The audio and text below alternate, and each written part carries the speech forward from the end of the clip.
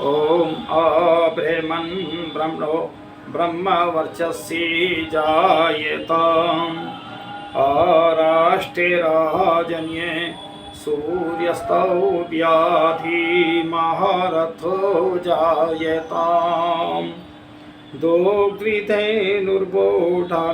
मनसो शक्ति प्रहन्ति स जिष्णु यथेष्टा सभ्यो युवा स यजमान स वीरो जायेताम् निकामे ने पर्जन्यो वारस्तु फलवत्यने ओस्ते पंचताम योगक्षेमो ने कल्प्यताम्। आज मैं आर्यवेद दर्शन पर जो मेरी वीडियो होगी वो श्री कृष्ण जी के जन्म पर होगी। श्री कृष्ण जी का जन्म मथुरा में हुआ और जो ये भादों सप्तमी को हुआ, तो आज हम उसी की चर्चाएं करेंगे। श्री कृष्ण जी के जीवन में उनके क्या क्या कार्य रहे। तो देखिए, आर्यव्रत भारतवर्ष योगी राज श्री कृष्ण का जन्म राष्ट्र रक्षा संगठन और राष्ट्र रक्षा के लिए उनका जीवन व्यतीत हुआ। हम भी उनसे प्रेरणा लें। तो श्री कृष्ण सच्चे कर्म योगी और प्रभु भक्त थे। महाभारत में जहाँ भी उचित अवसर आया वे संध्या में लीन हो गए और कहीं नहीं चूके। एक दृष्टांत पर्याप्त काफ़ी है। श्री कृष्ण शांति दूत बनकर और द्वारिका से हस्तिनापुर जा रहे थे और वो बुलावा एक तरह कि भाई कौरव पांडवों का युद्ध ना हो, दुर्योधन को समझाने के लिए रथ से उतरकर श्री कृष्ण जी स्नान किया। शुद्ध होकर घोड़े खोलने का आदेश देकर श्री कृष्ण संध्या में बैठ गए। देखिए, हमें महापुरुषों से ये प्रेरणा लेनी चाहिए। एक तरफ हम श्री कृष्ण जी को भगवान कहते हैं, अवतारित कहते हैं, और कहीं उनके चरित्र को खराब करते हैं। भाई, श्री कृष्ण जी ईश्वर भक्त थे और वो निराकार ईश्वर की पूजा प्रार्थना उपासना किया करते थे और स्वयं भी श्री कृष्ण भी वो महाविद्वान थे, बलवान थे, राजनीतिक थे। ये तो उनके विशेष गुण थे, लेकिन थे वो मनुष्य और मनुष्यों में विद्वान थे। गुरुकुल के पढ़े हुए वो थे नौजवान। तो इसलिए देखकर कृष्ण संध्या में बैठ गए और किसी फल में आसक्ति नहीं थी और क्षत्रियोचित कार्य का चुनाव उन्होंने स्वयं किया और मिथ्यावादी उन्हें कहीं ग्वाला कहकर और कहीं जो है रासलीला कहकर और के रासलीला नचाते, कहीं 100 और 1608 रानियाँ उनकी, कहीं पटरानियाँ महारानियाँ से उनके चरित्र को खराब किया है। हे संसार के लोगों, महापुरुषों के चरित्र तुमने बिगाड़ने के कारण आज अशांति है सारे विश्व के अंदर। कहीं जातिवाद धर्मवाद के झगड़े इतने फैल रहे हैं। धर्म ये है नहीं, केवल संगठन है। तो इसलिए, परंतु भीष्म सरीखे विद्वान ने राजसूय यज्ञ में आमंत्रित किया था। अर्थदान का अधिकारी समझा। शिशुपाल मिथ्या कुल अभिमानी भी गालियां देता रहा। जिस समय एक कार्यक्रम होता है उसका अध्यक्ष चुना जाता है। अध्यक्ष तो वही होता है जो सर्वश्रेष्ठ होता है। तो उस समय भीष्म पितामह ने, जो सबके दादा थे, उन्होंने जो अर्ध के लिए स्थान दिया वो श्री कृष्ण जी का दिया। इस पर शिशुपाल चिढ़ गया, बहुत सैकड़ों गालियां देता रहा। तो मैं ये बताना चाहता हूँ श्री कृष्ण कितने महापुरुष योगी और तपस्वी थे। फिर उसके बाद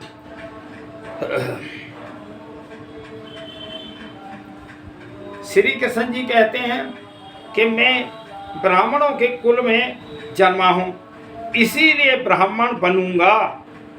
मुझे तप से, ब्रह्मचर्य से, स्वाध्याय से और ज़्यादा बल से और ब्रह्म तत्व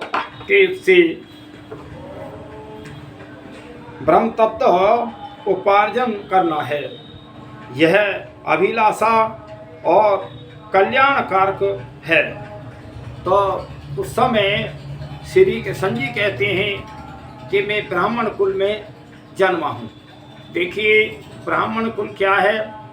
जो ब्राह्मण होकर के वेदों को पढ़ना पढ़ाना, यज्ञ आदि हवन करना कराना, दान देना लेना, वो ब्राह्मण का कर्म है। लेकिन ब्राह्मण के कुल में जन्म लेकर के क्यों? पिता बहुत तपस्वी योगी थे, तो उसने जन्म लेने के बाद भी राष्ट्र की रक्षा के लिए क्षत्रियत्व का भी काम निभाया। तो इसलिए मैं आज श्री कृष्ण के जन्म पे ही चर्चाएं करूंगा। तो मैं ब्राह्मणों के कुल में जन्मा हूँ, इसीलिए मैं जन्म मात्र के कारण ही ब्राह्मण हो गया। यह मिथ्याभिमान है। कई लोग क्या है, हम ब्राह्मण हैं और ब्राह्मण जो है गलत खान पान करके, शराब पी करके, अंडे मांस खा करके, क्या तब भी वो ब्राह्मण है? और कई लोग तो बड़े में लोग कहते हैं कि हम चतुर्वेदी हैं, कोई त्रिवेदी कहता है, कोई द्विवेदी कहता है। मैं कहा भाई तुमने कितने वेद पढ़े हैं? कि हमारे दादा ने पढ़े थे, हमारे घर में वेद होते थे। मैं कहा उनसे क्या तात्पर्य? तुम स्वयं वेद पढ़ो, तब तो तुम अपने सामने लिख सकते हो कि हम चतुर्वेदी हैं, त्रिवेदी हैं, द्विवेदी हैं। तो इसलिए यहाँ श्री कृष्ण जी कहते हैं ये सब मिथ्याभिमान है। कृष्ण क्षत्रिय कुल में जन्मे थे, परंतु उन्होंने राज अधिराज दुर्योधन का भोजन स्वीकार करने नहीं किया और उस मूर्ख युग में शूद्र कहलाने वाले विदुर के यहाँ और भोजन किया। उन्होंने स्वभाव युक्त क्षत्रियत्व को ही मार्ग चुना और उनका वर्ण ये चुनाव था उनका क्षत्रिय को। तो देखिए जिस समय वो हस्तिनापुर में और एक सभा थी कि भाई किसी प्रकार महाभारत का युद्ध ना हो, उसको रोका जाए, श्री कृष्ण जी दूत बन करके पहुँचे। बहुत सारे उन्होंने अपने विचार दिए। जब विचार उनका स्वीकार लोगों ने नहीं माना तो चल दिए और दुर्योधन कहने लगा कि मैंने तो आपके लिए 36 प्रकार का भोजन बनवाया है। वहाँ देखिए धर्म क्या कहता है। श्री कृष्ण जी कहते हैं कि ठीक है, भोजन दो स्थिति में खाया जाता है, या तो भूख से प्राण निकल रहे हों तब तो जैसा मिल जाओ या खा लो, लेकिन प्राण तो मेरे नहीं निकल रहे। दूसरा जो भोजन करा रहा है उसमें श्रद्धा भाव होना चाहिए, श्रद्धा तो तेरे में नहीं है, इसलिए प्राण मेरे नहीं निकल रहे। तो देखिए अशुद्ध कमाई का भोजन, पाप का भोजन, वो हमें हमारी आत्मा का हनन पतन करता है। तो वहाँ से चल दिए और विदुर के घर पे जाकर उन्होंने भोजन किया। कह रहे हो बहुत सारी आगे की वो हैं। तो यहाँ जो है ये ऐसे श्री कृष्ण जी के वो थे और बड़े वो उन्होंने नौजवान इकट्ठे करे और खूब कुश्ती लड़ना और दंड बैठक करना इत्यादि, जो शरीर मजबूत था।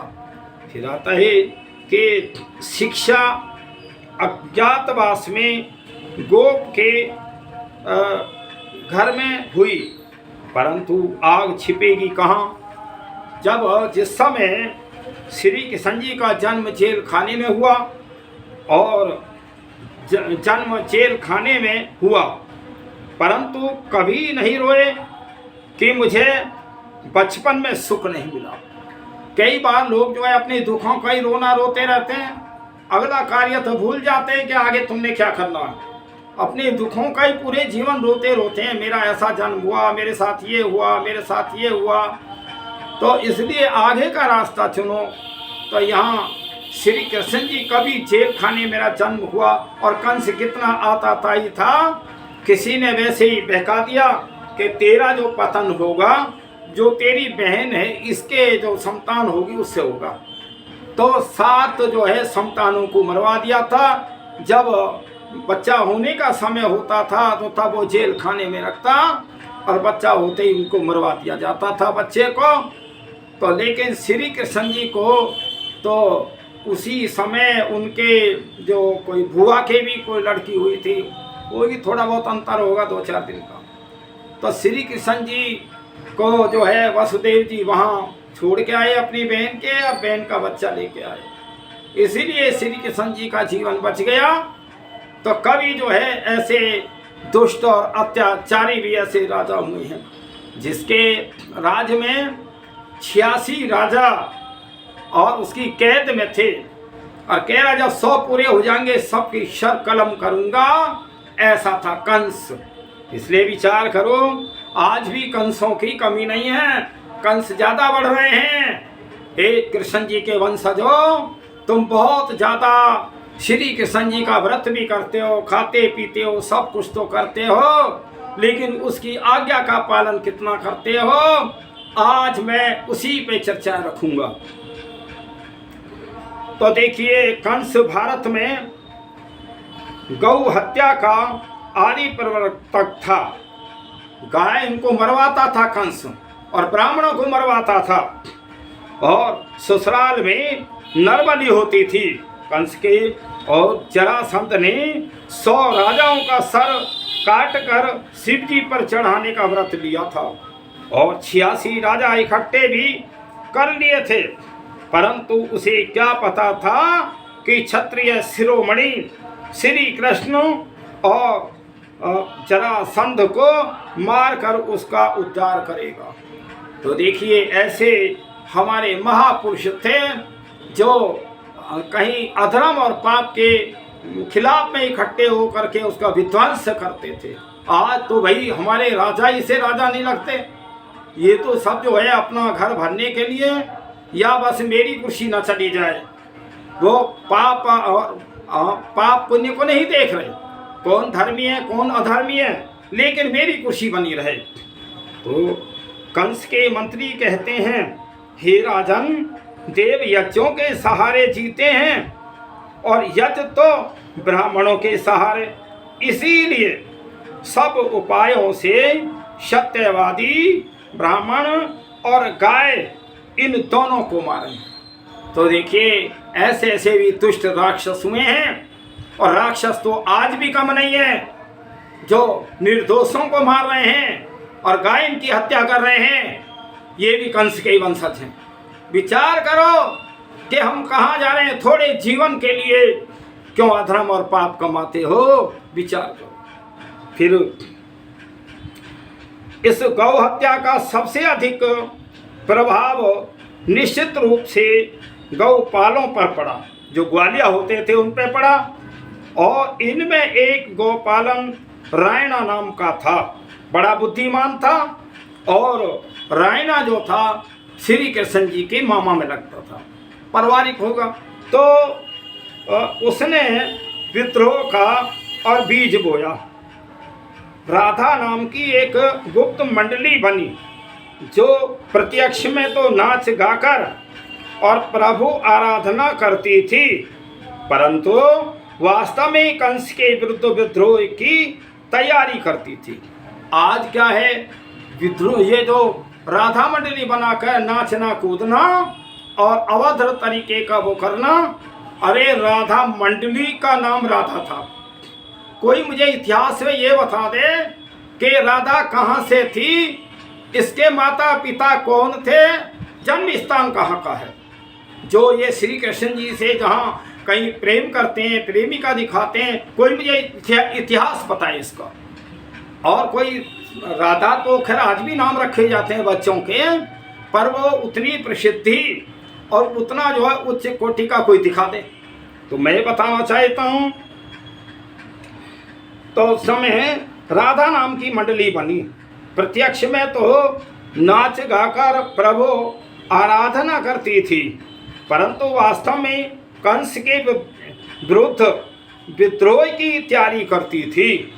और बालक कृष्ण भी इस मंडली में आते जाते थे। उस समय श्री कृष्ण छोटे थे और इस मंडली में आया जाया करते थे। नौजवान इकट्ठे होते और तब वो एक विचार करते कि आज देश में बहुत अत्याचार हो रहा है। वो अत्याचार के खिलाफ नौजवानों की मंडली थी। उस मंडली का नाम राधा मंडली था। ना कोई राधा स्त्री थी, ना कोई प्रेमिका थी। अरे तुमने अपने महापुरुषों को, उनके जीवन को कलंकित करके उनको इतिहास बिगाड़ दिया। तुम्हारी यही तभी तो आई ये दशा हो रही है? बंगाल देश में कितना ये मारा गया हिंदू, ये पुजारी है ये सब। अगर इन्हें ठीक से समझ होती, मैं कहता हूँ ये विश्व के लोगों, तुम पहले आर्यों की संतानें थी और भटक गए तुम, इधर उधर अपनी शाखाएं बना ली है। ये भाई ईसाई भी, मुस्लिम भी, सिख, जैन मत जितने भी हैं, ये सब जो है शाखाई समझो। ये कोई वेद मत तो है ना कोई ये ईश्वर करते हैं, ना ये कोई वेद के उसमें इनसे मेल खाता है, और ना ही जो इन्होंने नाम रखे हैं जो ईश्वर के गुण कर्म स्वभाव से इनका मेल खाता है। इसलिए संसार के लोगों विचार करो, इसी प्रकार चलते रहे तो सारे संसार का विध्वंस होने जा रहा है। तुमने बम एटम बम तो बनाए, लेकिन कहीं मनुष्य बनाने के कारखाने नहीं बने। और अच्छी गाड़ियां, हवाई जहाज सब कुछ तो बनाया, लेकिन जहां मनुष्य बनता है वो कारखाने सही नहीं है। वो कारखाने हैं तो हमारे गुरुकुल हैं, वेद की शिक्षा है, आर्य लोग हैं, ये समझते हैं आर्य लोग। तो प्रभु आराधना करती वो मंडली वास्तव में कंस के विरुद्ध विद्रोह की तैयारी करती थी। और बालक भी इस श्री कृष्ण बालक भी इस मंडली में आते जाते थे। और क्योंकि वह रायण जो कृष्ण का मामा होता था और माता यशोदा का रिश्ते में भाई था। यद्यपि कृष्ण की आयु छोटी थी, परंतु इनकी विलक्षण प्रतिभा देखकर और रायण मरते समय इस मंडली का नेतृत्व कृष्ण को सौंप गया। और इस घटना को व्यवस्था पुराण में जो दुर्दशा की गई है, ये जो पुराण बने हैं महाभारत काल के बाद में बने हैं, सारे इतिहासों को बिगाड़ने का काम हुआ है। अगर ये हमारे इतिहास न बिगड़ते तो कोई भी और भी धर्मी, कोई भी संगठन न खड़ा होता बनता। ये कमी तुम्हारी है। मूर्तियां बना करके तरह तरह के भगवान, इन्होंने मंदिर, ये केवल पुजारियों का धंधा है, पुजारियों का एक तरह दुकान है। ये विचार करो, पत्थर तो पत्थर रहेगा, पत्थर में कोई भी आकृति बना लो, गाय की बना लो, भैंस की बना लो, मनुष्य की बना लो, लेकिन वो कुछ बनने वाला नहीं है। वो स्वयं में पत्थर ही रहेगा, ना उसे जाड़ा लगे, ना गर्मी लगे, ना कुछ लगे। चलिए तो देखिए,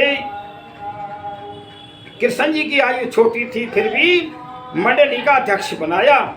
तो ये व्यवस्था पुराण में जो प्राण दुर्दशा हुई है, उसे पढ़कर सिर लज्जा से झुक जाता है। पता नहीं लगता कहाँ मुख दिखाएं। अगर एक तरफ तो हमारे महापुरुष इतने बुद्धिमान, योद्धा और तपस्वी सब कुछ थे, और उनके चरित्र को बिगाड़ना, तो हम कहाँ जो है ऐसे वो दिखाएं। तो सिर झुक जाता है लज्जा से, पता नहीं लगता कहाँ मुख दिखाएं। इस मंडली का कीर्तन सारे कंस राज में फैला और कंस के प्रति विद्रोही सब नर नारी इस राधा मंडली में सम्मिलित हुए। राधा मंडली थी ये, और सम्मिलित हुए सब नरों का एक भेष और सब नारियों का एक भेष। नियत तिथि पर सब वृंदावन के इस रेती पर इकट्ठे हुए। तो देखिए, सैनिक नियम अनुसार और डंका बजाते ही जिस अवस्था में जो था, सब काम छोड़कर अपने स्थान पर पहुंच गए। सारे लोग इकट्ठे हुए। वृंदावन की रेती में मेला लगता था हर वर्ष, और कंस भी उस मेले में जाता था। तो कंस को कुछ संदेह भी हुआ, तो उसने अक्रूर को पता लगाने के लिए और भेजा भी, परंतु वहाँ तो सारा राष्ट्र विद्रोह के लिए तैयार बैठा था। तो देखिए, ये था संगठन। विद्रोह क्या, आतताइयों को निपटाने के लिए वो संगठन था। फिर रास हुआ। रास किसे कहते हैं? रास शब्द रस से बना है, और सो पहले रस क्या है यह समझ लें। और यह शब्द रस शब्दे इस भवादि गण से और धातु से बना है। इस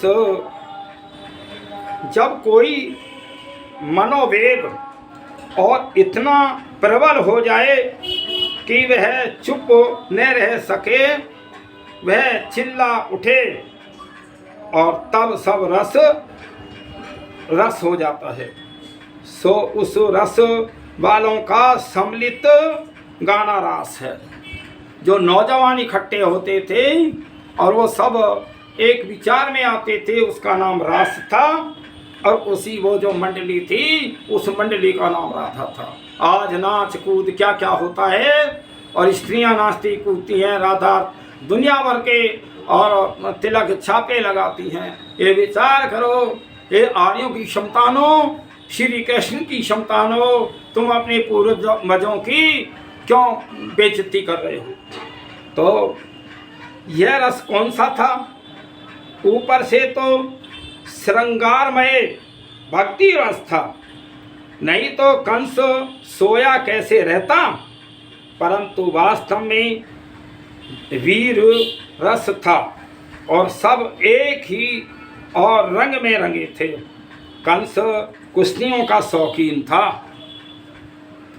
और हर वर्ष उसके अखाड़े में कुश्तियाँ होती थी। तो एक कोने में नाकेबंदी थी। वृंदावन में विशाल और स्वयं सेवक सेना राधा तैयार खड़ी थी।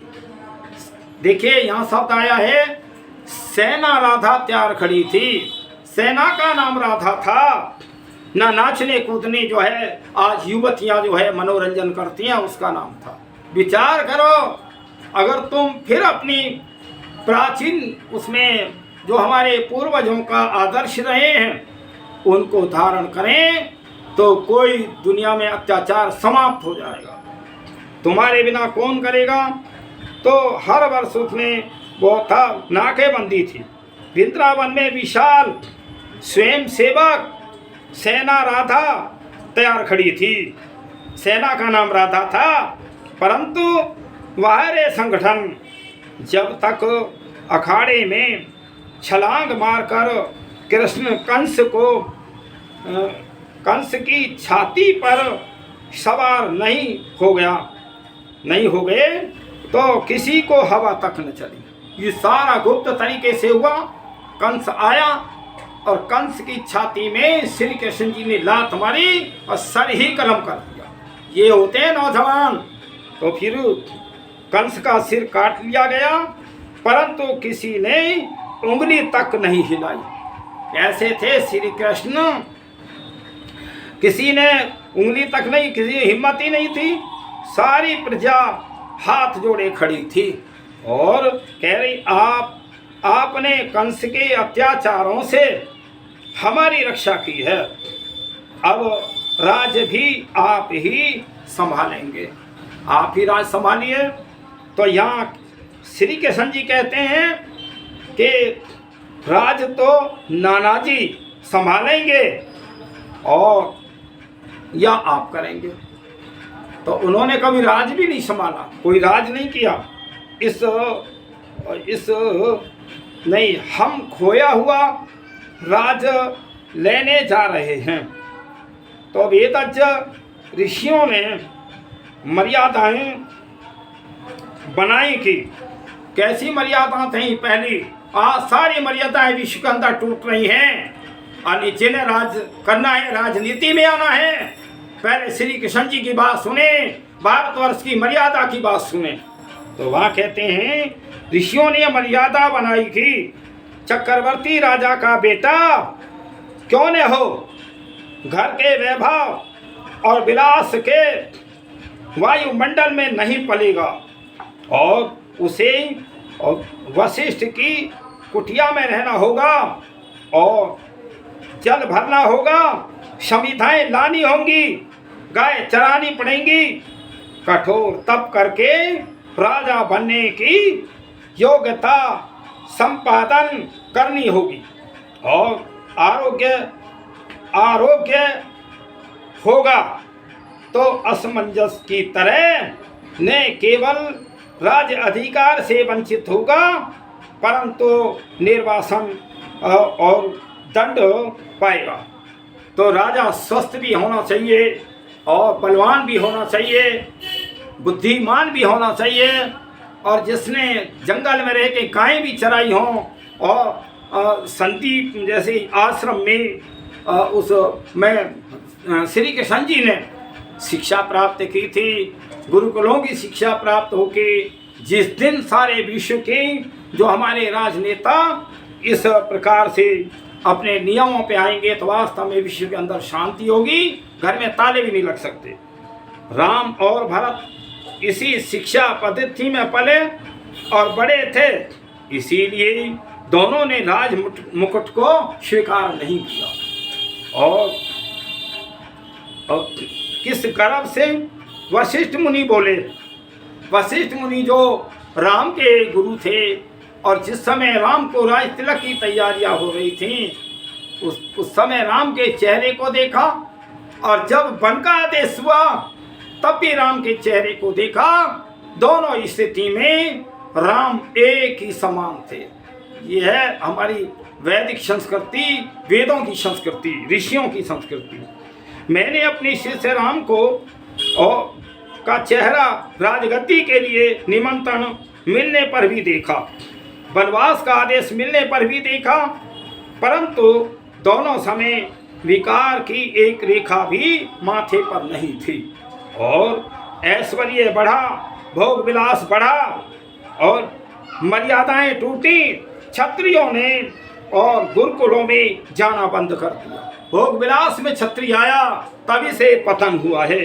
परिणाम ज्वारी धर्मराज कहलाया और राजगद्दी के लिए दुर्योधन ने कह दिया सुयशग्र नेव दास्यामी और बिना युद्धेन के सब है।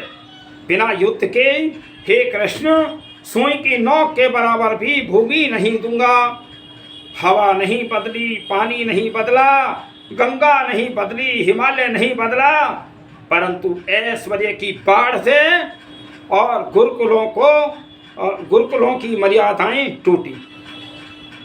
परंतु एक मर्यादा पुरुषोत्तम राम पर मर्यादा पर अटल रहा। वह विद्या के सच्चे राज की खोज में निकल पड़ा। मथुरा का राजमुकुट और प्रतीक्षा ही करता रह गया और कृष्ण ने मथुरा छोड़ी और वेद साम्राज्य की खोज में उज्जैनी पहुंचकर आचार्य संदीपनी की कुटिया में विश्राम लिया और क्षत्रिय को सच्चा गुरु मिल गया। और वहाँ बैठकर कृष्ण ने कहा कि वेद व्यास जी तो चिल्ला रहे हैं। क्या कह रहे हैं वेद व्यास?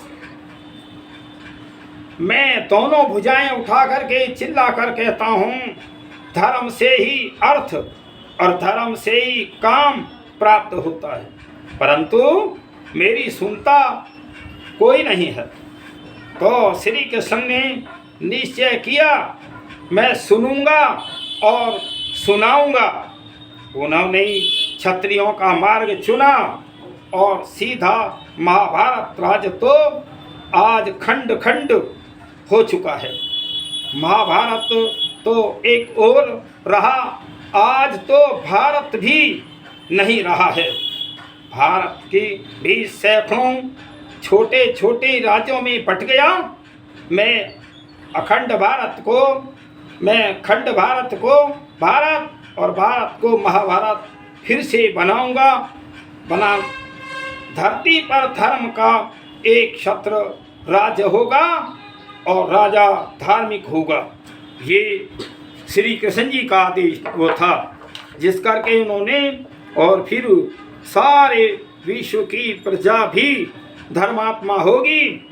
यथा राजा तथा प्रजा, उस महापुरुष ने आचार्य संदीपनी की कुटिया में पहले विद्या का राज्य प्राप्त किया और साथ ही चरित्र का राज्य किया। तो देखिए, ऐसे थे श्री कृष्ण जी का चरित्र।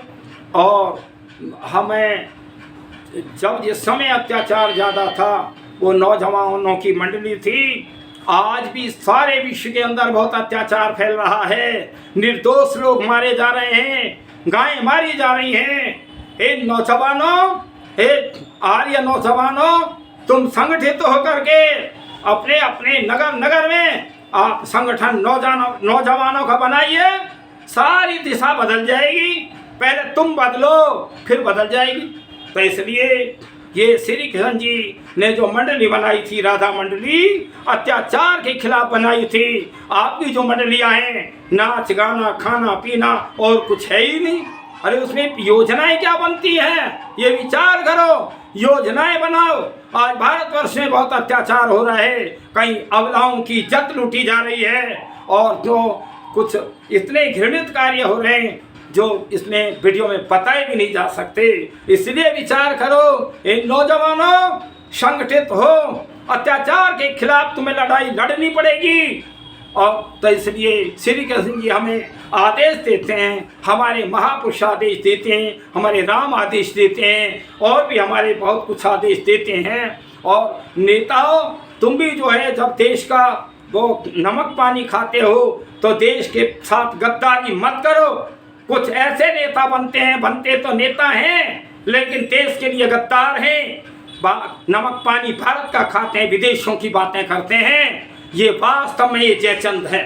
इन जयचंदों को तुम्हें सुधारना होगा, शांति अवश्य आएगी। मैं ये परमात्मा से कामना करता हूँ, प्रार्थना करता हूँ, हर भारतवासी सारे विश्व के अंदर शांति हो, अच्छे लोग आए, अच्छे लोगों का संगठन बने, ताकि जो ये क्रूतियाँ और अत्याचार समाप्त हो। कल आप व्रत भी करेंगे श्री कृष्ण जी का, तो उस व्रत में ये प्रतिज्ञाएं करें कि मैं राष्ट्र के लिए व्रत कर रहा हूँ, मैं धर्म के लिए कर रहा हूँ, राष्ट्र रक्षा के लिए व्रत कर रहा हूँ। तो इसलिए तब तो तुम्हारा व्रत जो है सफल है, श्री कृष्ण जी का जन्म दिन मनाना सफल है। तो इसलिए मैं सभी विश्व के लोगों से, मैं परमपिता परमात्मा से प्रार्थना करता हूँ, सभी के विचार शुद्ध पवित्र हों, सभी के घर में शांति आए और सब जो अच्छे विचार, अच्छे संगठन बना करके और जो गलत लोग हैं उन्हें समझाओ और उन्हें सुधारो। यही तो श्री कृष्ण जी का वो है। इतना ही कह करके ओम शांति।